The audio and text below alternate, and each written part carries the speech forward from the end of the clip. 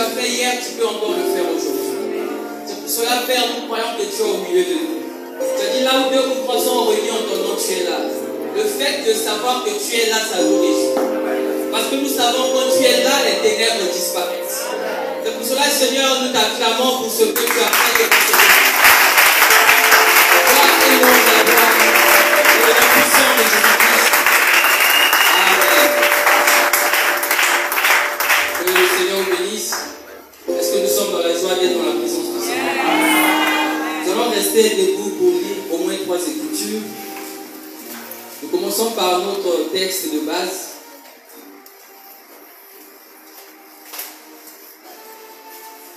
Genèse chapitre 4. À partir du 25e verset, la Bible dit: Adam connut encore sa femme, elle enfanta un fils et l'appela du nom de Seth, car dit-elle, Dieu m'a donné un autre fils à la place d'Abel que Caïn a tué. Seth eut aussi un fils, il l'appela du nom d'Enoch. C'est alors que l'on commença à invoquer le nom de l'Éternel. Exode chapitre 6.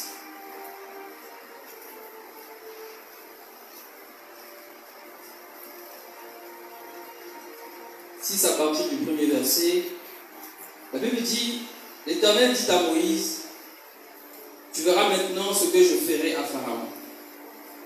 Une main puissante le forcera à les laisser aller. Une main puissante le forcera à les chasser de son pays.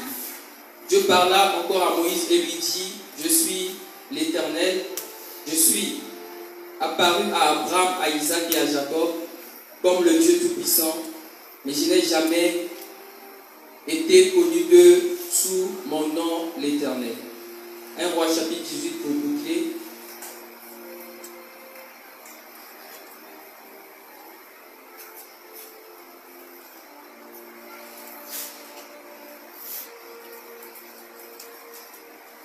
Un Roi 18, à partir du verset 21. Alors Élie s'approcha de tout le peuple et dit: jusqu'à quand clocherez-vous des 2 côtés? Si l'Éternel est Dieu, allez après lui. Si c'est Baal, allez après lui. Le peuple ne lui répondit rien. Et Élie dit au peuple: je suis resté seul des prophètes de l'Éternel. Il y a 450 prophètes de Baal.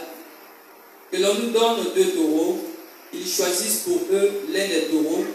Ils le coupent par morceaux et qu'ils le placent sur le bois, quand ils mettent le feu, et moi je préparerai l'autre taureau et je le placerai sur le bois sans y mettre le feu. Puis invoquez le nom de votre Dieu, et moi j'invoquerai le nom de l'Éternel, le Dieu qui répondra par le feu. C'est celui-là qui sera Dieu. Et tout le peuple répondit en disant: c'est bien. Acclamons la parole du Seigneur.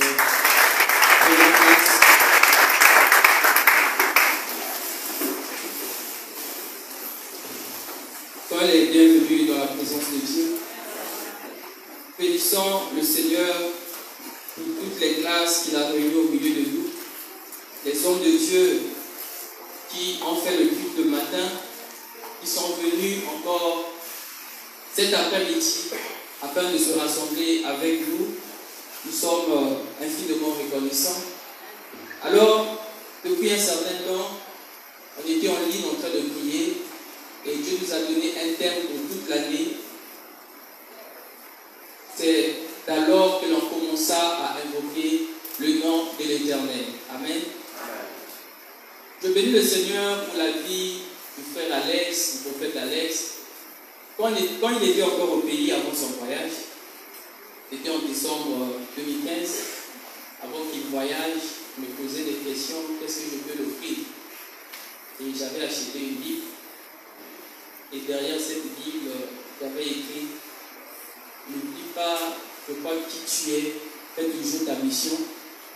Je bénis Dieu parce qu'ils sont partis en Russie et ils sont revenus. Aujourd'hui, nous sommes réunis pour parler du Seigneur. Ça prouve qu'en partant, en revenant, il est resté la même personne. Mais en le voyant aujourd'hui, il y a quelque chose que Dieu a encore ajouté dans sa vie. Et nous bénissons le Seigneur pour sa vie. Alors notre thème s'intitule « C'est alors que l'on commença à invoquer le nom de l'Éternel. » Nous sommes venus ici pour prier.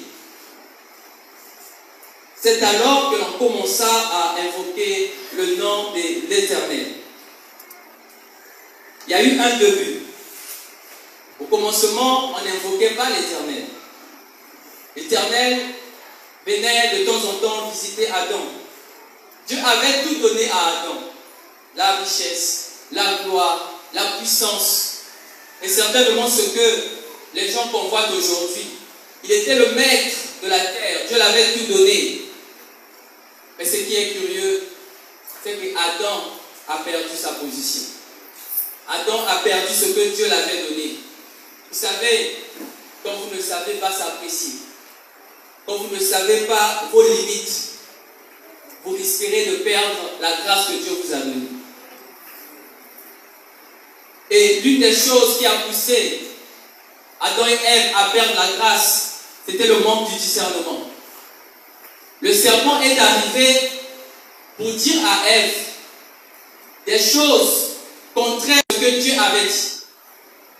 Et Ève a adhéré à ce que le serpent avait dit. Ce que je sais, c'est que Dieu ne ment jamais. Il n'a jamais menti et il ne pourra mentir. Quand Dieu dit tu es béni, tu dois accepter, même si dans le physique, tu ne vois pas encore les impacts de cette parole. Autant que Dieu avait dit à Adam, le jour où tu en mangeras, tu mourras, c'était une vérité. La parole de Dieu est éternelle et aucun homme ne peut venir modifier ce que Dieu a établi. La Bible dit n'ajoutez rien, ne retраnchez rien. Mais ce qui avait manqué à Ève, c'était le discernement. De savoir que celui qui se tenait devant lui, c'était un ennemi. Quand tu ignores ton ennemi, tu finiras par tomber. Parce que Samson est tombé parce que Samson ignorait son ennemi. C'est pas parce que quelqu'un te donne de l'argent qu'il t'aime. Donner n'est pas toujours synonyme d'amour. C'est ainsi que Ève n'a pas pu discerner la profondeur du cœur du serpent. Pensant que le serpent venait pour l'aider, pensant que le serpent venait pour lui proposer des bonnes choses. Nous devons comprendre que le diable n'a pas des sentiments de sympathie envers les humains. Le diable ne nous a jamais aimés. Il ne pourra pas nous aimer. Sa mission est là. Sa mission c'est pour détruire, égorger et voler. Mais nous bénissons Dieu parce que si le diable le détruit, il y a un Dieu qui a la possibilité de reconstruire. Et quand elle est tombée, le problème c'est que nous devons comprendre que notre vie est liée à la vie des autres. Ne vis pas ta vie en voyant seulement le présent, mais vis ta vie en voyant aussi le futur. Parce qu'il y a des gens qui souffrent aujourd'hui, qui passent des temps difficiles. Le problème ne vient pas d'eux, mais le problème vient de ceux qui ont précédé. Chaque fois que tu échoues, tu condamnes la génération qui viendra après. Quand tu réussis, tu sauves la génération qui viendra après. Mais Adam ne voyait pas le futur. Comprends une chose, le diable c'est un menteur. Il ne pourra pas te dire la vérité. Quand le diable te propose des richesses, tu dois comprendre que ce que le diable te propose n'équivaut pas ta valeur. Même s'il te propose 1 milliard, si tu acceptes sa proposition, tu te rendras compte que tu es le grand perdant. Parce qu'aucune richesse sur cette terre ne peut équivaloir à la valeur de l'homme. Ta valeur équivaut à la valeur du Fils de Dieu. C'est pour cela, après la chute, quand l'homme est tombé, pour qu'il soit racheté, ce que le ciel exigeait, c'était un fils. Ce n'est pas étonnant que la Bible dise Dieu a tant aimé le monde qu'il a donné son Fils unique, afin que quiconque croit en lui ne périsse pas, mais qu'il ait la vie éternelle. Il était devenu le Fils unique parce que Adam était tombé, car Adam aussi était un fils de Dieu. Et quand Adam est tombé, on l'a chassé de la présence de Dieu, on l'a chassé du jardin d'Éden. Le monde est rentré dans les ténèbres. La mort est rentrée dans le monde. Le chaos est rentré dans le monde. Caïn a tué Abel. C'est ce que la Bible dit. Et la Bible dit,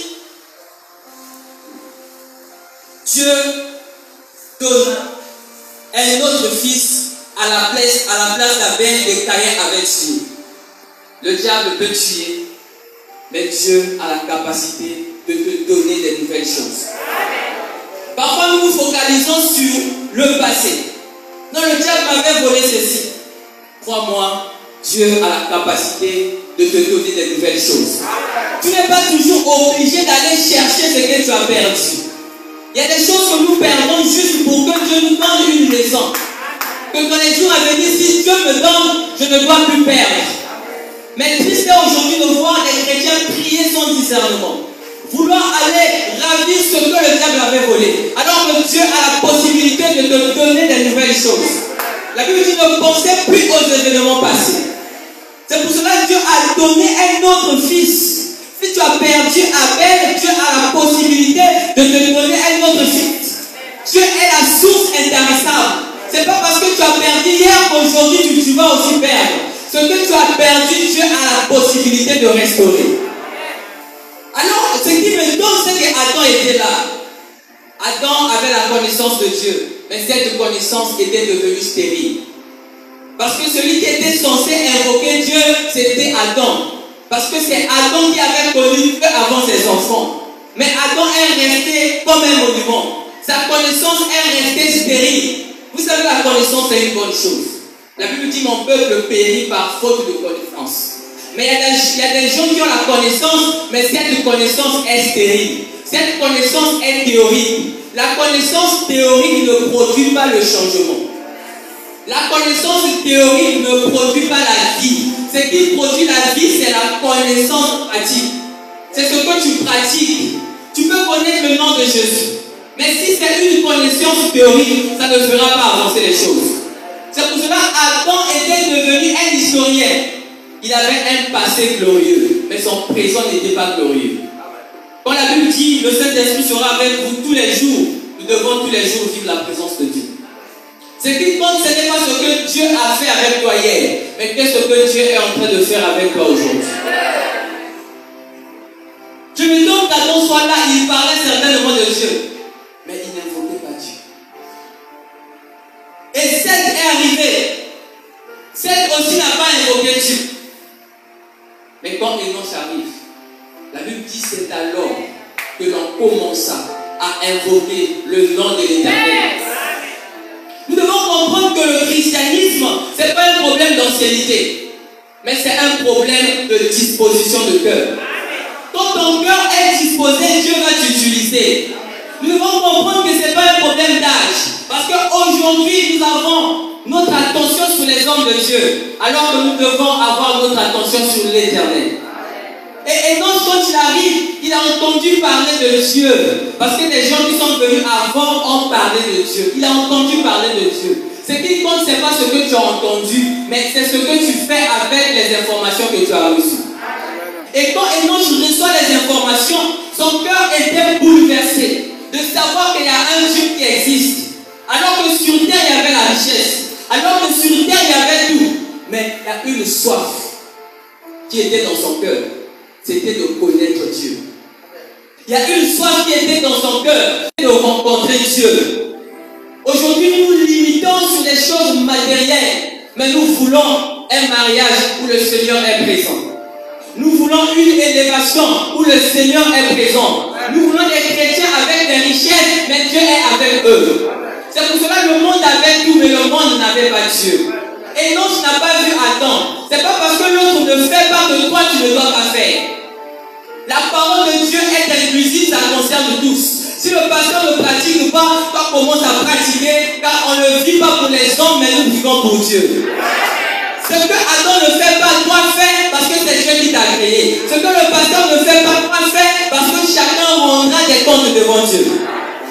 Et Enoch commença à invoquer l'Éternel. Il est remonté. Il a commencé à invoquer l'Éternel, le Dieu de l'éternité. C'est un Dieu qui existe avant le temps. Alors que rien n'était créé, il était Dieu. Ce qui fait de Dieu, Dieu, ce n'est pas sa puissance. C'est pour cela qu'il dit que je me suis révélé à Abraham comme le Dieu tout-puissant. Mais Abraham n'a pas connu l'Éternel. Aujourd'hui, il y a des gens qui quittent l'église en disant Dieu n'a pas agi dans ma vie. Que Dieu agisse ou pas, il est Dieu, il restera Dieu. Il est le Dieu qui existe avant les problèmes. Il est le Dieu qui sera les problèmes. L'Éternel, c'était d'abord sa nature. Un Dieu qui ne meurt point. Parce qu'Enoch avait vu que sur terre, il y avait certainement l'idolâtrie. Mais il se dit, mais comment les hommes qui se disent Dieu sont en train de vieillir et en train de mourir?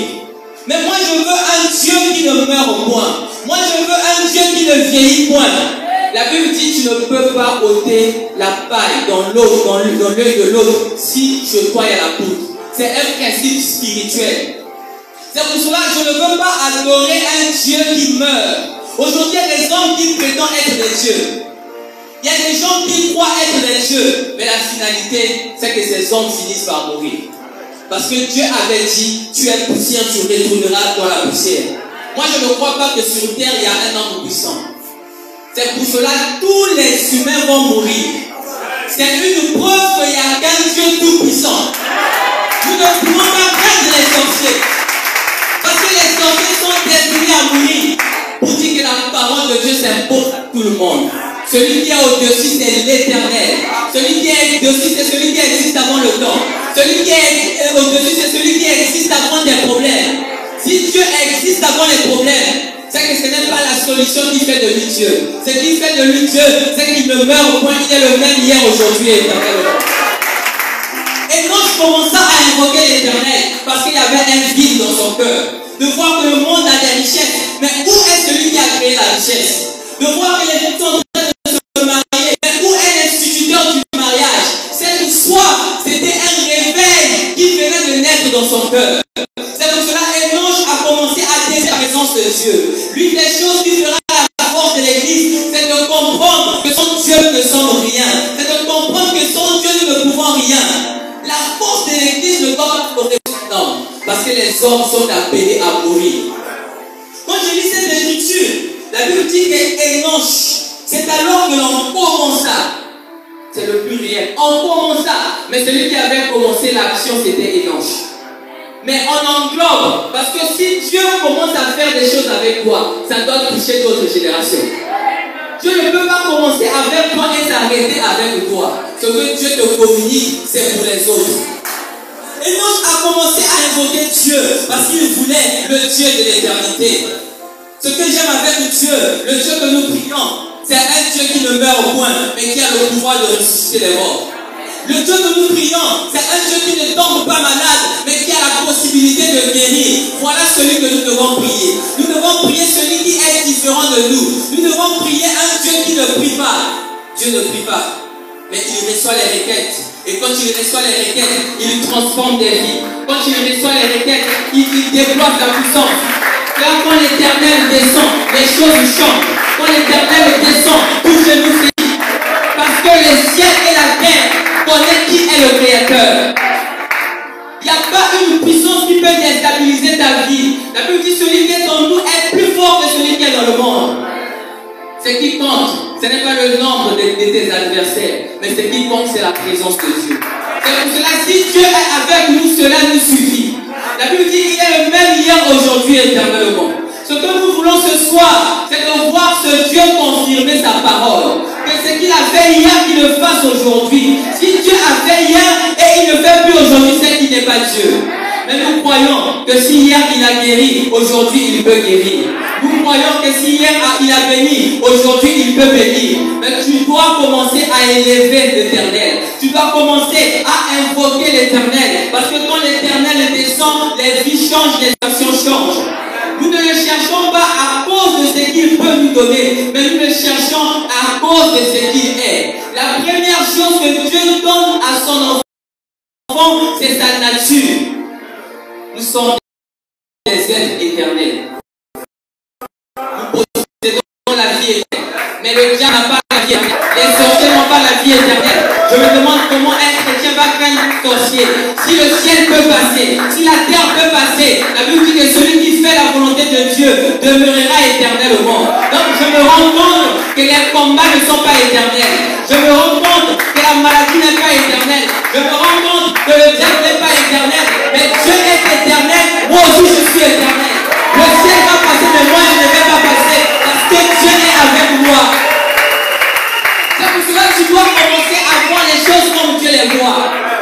quand Dieu te voit, il voit un homme fort. Mais que tu dis de toi? Dans le combat, c'est ce qui compte, c'est ce que tu vois en toi. Alors que David se rapprochait au milieu du combat. Il y avait le roi qui était là. C'est pour cela que je vous dis, ce n'est pas un problème d'ancienneté. Mais le problème, c'est la disposition du cœur. Si ton cœur est disposé, Dieu va te visiter aujourd'hui. Si ton cœur est disposé, Dieu va commencer une nouvelle histoire avec toi. David arrive. Saoul était là. Mais Saoul n'a pas attaqué Goliath. David arrive. Il y avait des guerriers. Mais les guerriers n'ont pas eu le courage. Mais comme David avait une vision sur l'Éternel, sachant que l'Éternel, c'est un Dieu qui ne suit jamais. C'est un Dieu qui n'a jamais perdu la bataille. C'est un Dieu qui n'abandonne jamais ses enfants. C'est un Dieu fidèle. Il vient pendant que le nom de l'Éternel est injurié. Aujourd'hui, on est en train d'injurier Dieu. Aujourd'hui, on est en train de dire où est ce Dieu. Mais nous croyons qu'il est Dieu, il restera Dieu. Qu'il agisse ou pas, il restera Dieu. S'il ne fait pas aujourd'hui, demain il fera parce qu'il est fidèle à sa parole. Alors que David avance, il voit un monsieur au nom de Goliath. Il était costaud, il avait des muscles, mais David connaissait seulement l'Éternel. C'est pour cela que je vous dis, une connaissance stérile existe. On peut connaître Dieu, mais on tremble devant les démons. Mais David ne craignait pas devant Goliath, parce qu'il savait que celui qui le touche à la prunelle de l'œil de Dieu. C'est pour cela que David a eu le courage d'affronter Goliath. Parce que David n'a pas vu ses muscles, il a vu celui qui est derrière lui. Le problème, ce n'est pas les muscles. La Bible dit que ce n'est ni par ta force, ni par ton intelligence, mais c'est par l'Esprit de Dieu. David a regardé que celui qui était derrière Goliath, ce n'était pas l'Éternel. Il a dit donc, si ce n'est pas l'Éternel, c'est un faux Dieu. Alors David a eu le courage, parce que Dieu a dit, gardez silence et moi je combattrai pour vous. Quand nous invoquons l'Éternel, il descend, il commence à combattre pour nous, parce que nous sommes précieux aux yeux de Dieu. L'Éternel est vivant. Quand Élie entre en scène, il y avait la confusion. Il ne doit pas avoir la confusion. La Bible dit, vous verrez la différence entre ceux qui servent Dieu et ceux qui ne le servent pas. L'église n'est pas un lieu où on vient malade et on répare malade. Mais l'église, c'est un lieu où on avec la maladie, on sort avec la guérison.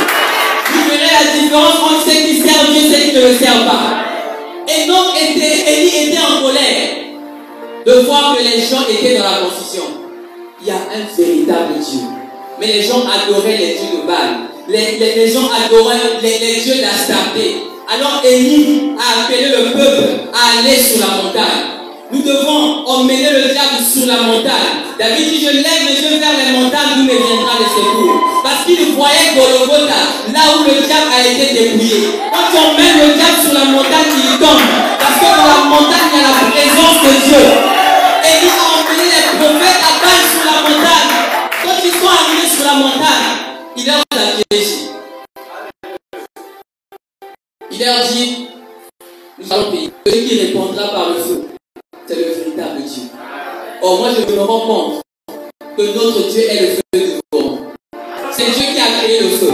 Donc, Dieu ne permettra pas que les prophètes d'Abal fassent descendre le feu sur terre. Parce que celui qui contrôle le feu, c'est le Dieu Tout-Puissant. Dieu Tout-Puissant, on lève dit Almighty God. C'est-à-dire celui qui détient toute puissance. Il est la source de toute puissance. S'il y a une puissance sur terre, c'est que cette puissance a été déployée par Dieu. S'il y a une autorité sur terre, c'est que c'est Dieu qui a établi l'autorité. C'est pour cela que le pouvoir que le diable détient vient de Dieu. Et ce pouvoir, cette puissance que le diable détient ne pourra rien contre toi. Parce que c'est Dieu qui a donné ce pouvoir. C'est pour cela que ce jour-là, les prophètes de Baal ont commencé à invoquer leur Dieu. Mais le feu ne pouvait pas descendre. Parce que l'auteur du feu, c'est Dieu lui-même. Tout un projet contre moi sera lui les gens de Dieu. Parce que les armes qu'on utilise, c'est à base de ce que Dieu a créé. On n'utilisera pas autre chose. On prendra le bois, on fera les flèches. Et les flèches ne t'atteindront pas. Parce que c'est ce que Dieu a créé. Le diable a des limites. Les sorciers ont des limites. Mais Dieu n'a aucune limite. Parce qu'il est le Tout-Puissant. Il est le maître de toutes choses. C'est pour cela que ce soir nous voulons invoquer Dieu. Parce que l'Église a besoin d'un réveil. L'Église a besoin d'un réveil. Où sont passés les miracles? Où sont sont avec de Dieu, ceux qui cherchent Dieu à cause de ce qu'il est et non à cause de ce qu'il a. Ceux qui cherchent Dieu à cause de sa vie. Les hommes qui cherchent Dieu parce qu'ils veulent ressembler au Seigneur. Parce que la clé de la puissance, c'est la nature. Quand tu as la nature de Dieu, tu détiens automatiquement ta puissance. La clé, c'est la nature. Quand tu es comme le Seigneur, tu avances les demandes. Ce qui compte, c'est la présence de Dieu. Et non à invoquer Dieu. Si l'autre n'invoque pas Dieu, toi invoque l'Éternel. Si l'autre ne fait pas, toi fais. Parce que ce qui compte, c'est la c'est pour cela, au fond de mon cœur, je prie que Dieu déverse son onction dans l'église pour qu'il utilise même les enfants. C'est de là que nous allons comprendre que le diable n'est rien devant Dieu. Parce que ma Bible me dit que l'homme de bien guérissait les malades. L'homme de bien guérissait les malades. Pendant qu'il passait, son nom était là, on n'avait pas imposé les mains. Il n'avait pas prié pour les gens. La Bible me fait comprendre que les mouchoirs qu'on appliquait sur le corps de Paul guérissaient les malades, guérissaient les gens. Je me dis, on n'a pas fait une prière. Ce n'est pas des choses qui étaient prévues. La Bible dit, vous imposerez les mains aux malades et les malades seront guéris. Mais Pierre n'avait pas imposé les mains. Mais son nombre commençait à guérir les malades. Paul n'avait pas imposé les mains, mais on a pris le mouchoir, on a emmêlé, et voilà, il y avait la guérison. Comprenez une chose, si Dieu est avec nous, qui va nous renverser? Qui condamnera les élus de Dieu? Nous sommes venus ici, pas parce qu'on a des problèmes, mais nous sommes venus ici parce que Dieu nous a appelés. Nous voulons être comme lui, nous voulons le servir, nous voulons l'adorer. Je ne sais pas quel est ton problème, mais je crois que Jésus est le même hier, aujourd'hui et éternellement. Les sorciers peuvent ensorceler, mais tu entendras parler à Zalakidoki. Mais pourquoi ils n'ensorcellent plus aujourd'hui? Parce qu'il est mort. La puissance de Satan peut agir hier, aujourd'hui, mais la puissance de Satan n'agira pas éternellement. Car il n'y a que Dieu qui est éternel. Il n'y a que la puissance de Dieu qui est éternelle. C'est pour cela que Dieu t'a donné la vie éternelle. Dieu t'a donné une puissance éternelle. Nous sommes bénis de toutes sortes de bénédictions spirituelles. Nous sommes un peuple privilégié. Quand nous marchons, Christ est en nous. Quand nous marchons, les portes s'ouvrent. Tu ne sortiras pas d'ici tel que tu es venu. Parce que l'Éternel est au milieu de nous. Parce que l'Éternel est avec nous. Parce que l'Éternel est le même hier, aujourd'hui, éternellement.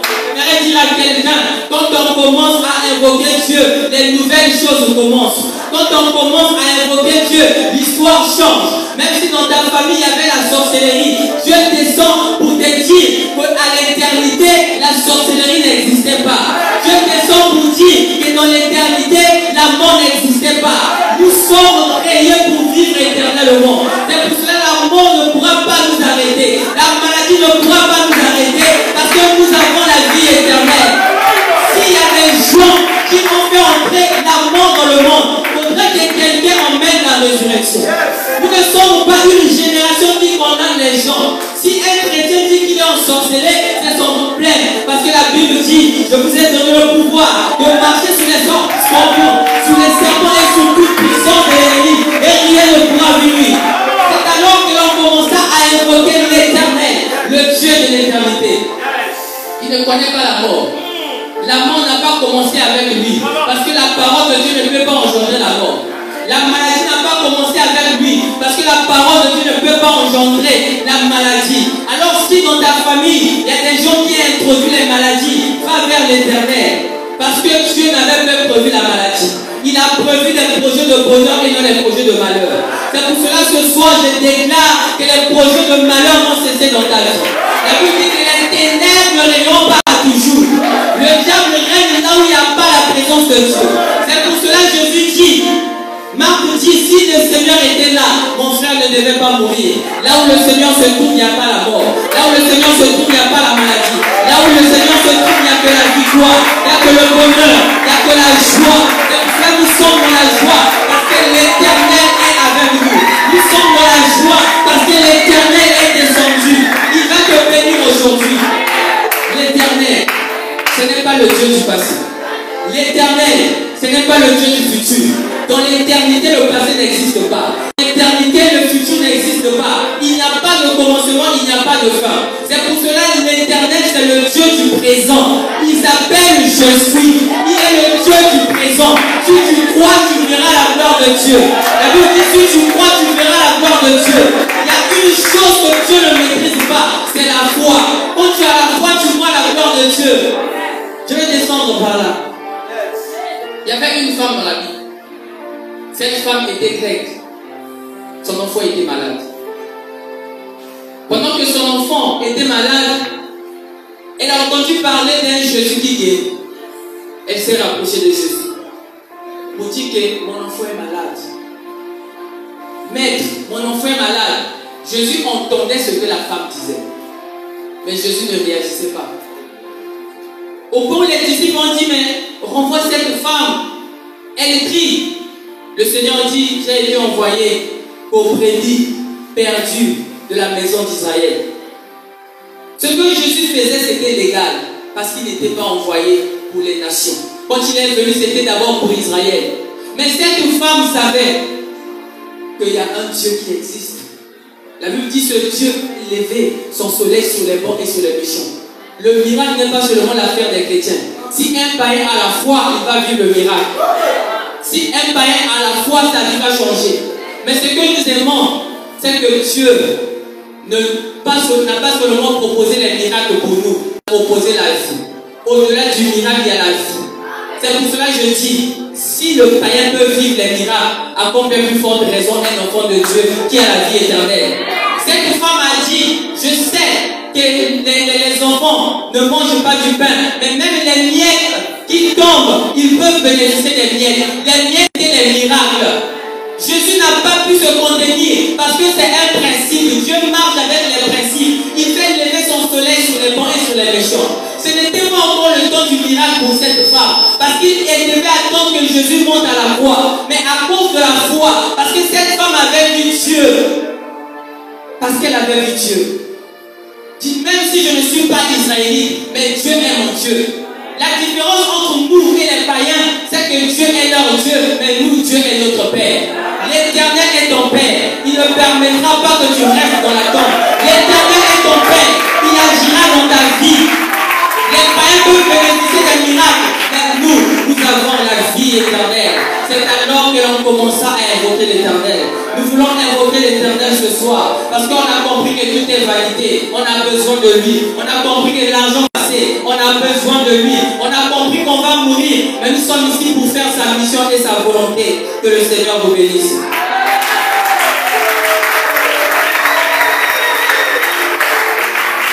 Que le Seigneur te bénisse. Je sens que des pèlerins. Je sens que des pèlerins.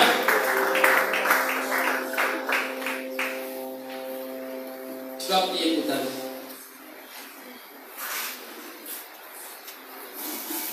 Est-ce qu'il y a quelqu'un que Dieu a parlé? Est-ce qu'il y a quelqu'un qui croit que les problèmes ne sont pas éternels? Est-ce qu'il y a quelqu'un qui croit que la maladie n'est pas éternelle? Est-ce qu'il y a quelqu'un qui croit que les combats ne sont pas éternels? C'est pour cela qu'un jour il n'y aura plus de combats, mais Dieu sera toujours là.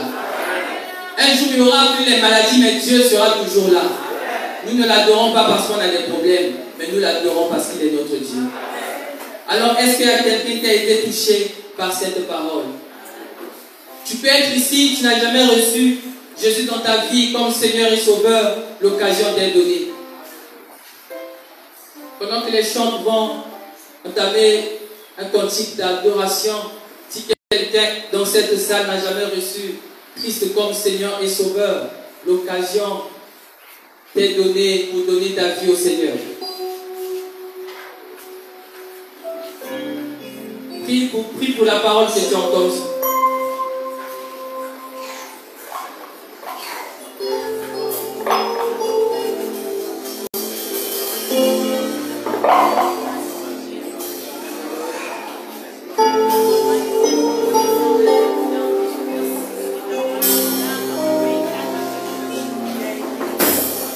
Que ferais sans toi, Jésus?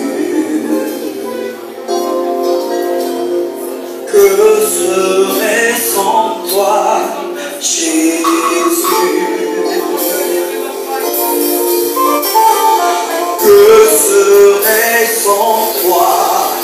Est-ce qu'on peut lever nos voix et commencer à prier? Est-ce que tu peux dire, Seigneur, j'ai besoin de toi? Parce que quand tu es avec moi, c'est tout. Est-ce que les gens peuvent lever leur voix et commencer à bénir le Dieu puissant? Est-ce que tu peux lever ton voix? Commence à dire, Seigneur, j'ai besoin de toi. Commence à dire, Seigneur, j'ai besoin de toi. Et laisse ta voix, commence à prier. Tu dis, Seigneur, j'ai soif. Oui, mais sans toi, je ne suis rien sans